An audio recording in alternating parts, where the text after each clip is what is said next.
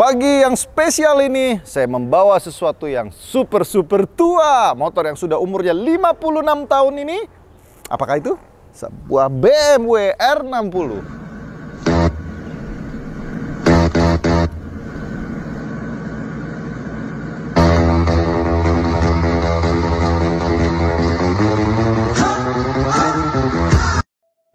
Oke, sebelum gua lanjut, gua mau sedikit cerita tentang sejarah motor BMW. BMW adalah singkatan dari Bayernischen Motorenwerke.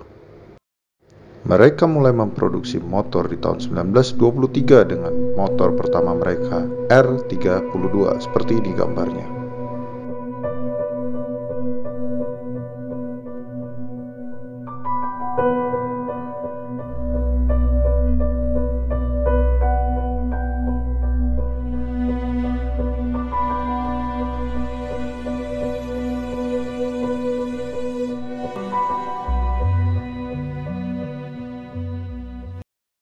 Namun BMW tidak lama untuk memproduksi motor karena di tahun 1933 mereka mengalami gencatan senjata yang menyebabkan motor BMW tidak boleh diproduksi kembali sampai di tahun 1948.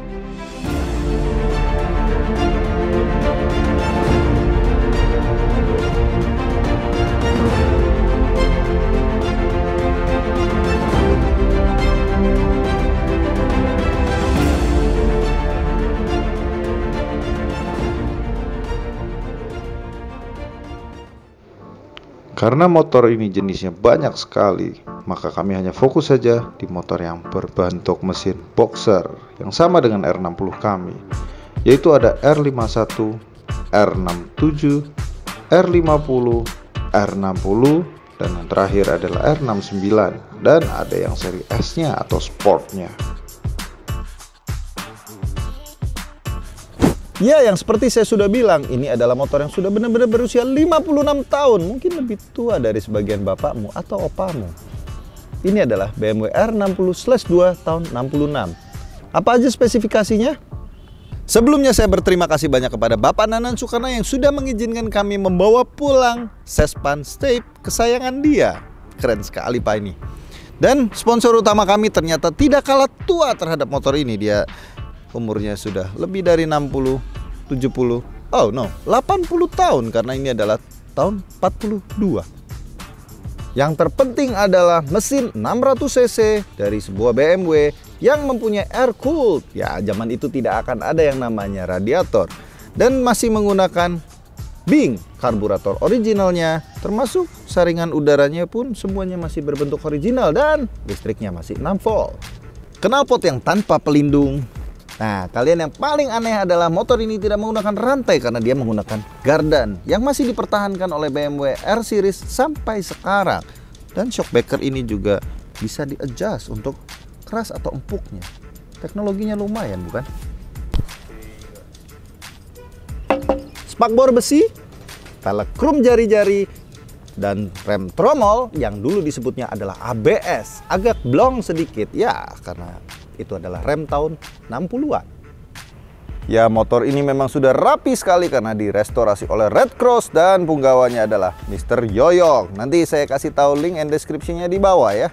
Ada IG-nya segala dia.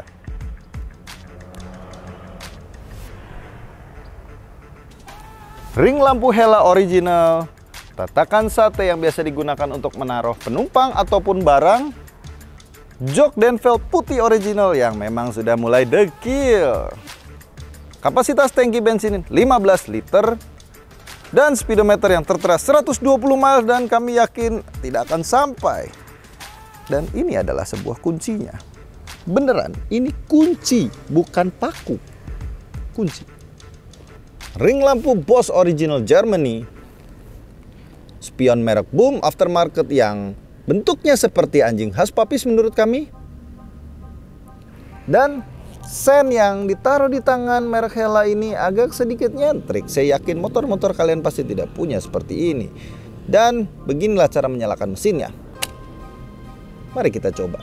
Sebelum kita jalan, saya mau sedikit kasih tahu tentang ritual menghidupkan motor tua ini.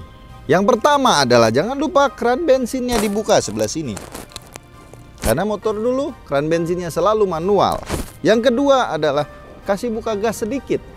Ketiga, jangan hidupkan dulu.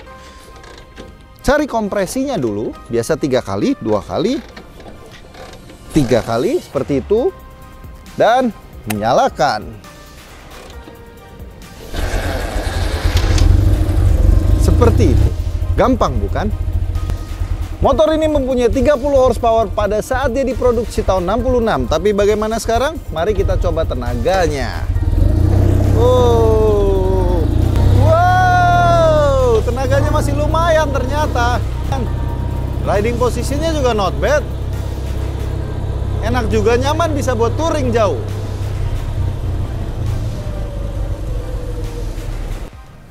Ada 3 hal yang gue suka dan tidak suka dari motor ini. Tapi yang pertama gue paling suka, amazingly motor ini ternyata nyaman. Bobot motor ini memang lebih dari 200 kg, tetapi nyaman buat dalam ataupun luar kota.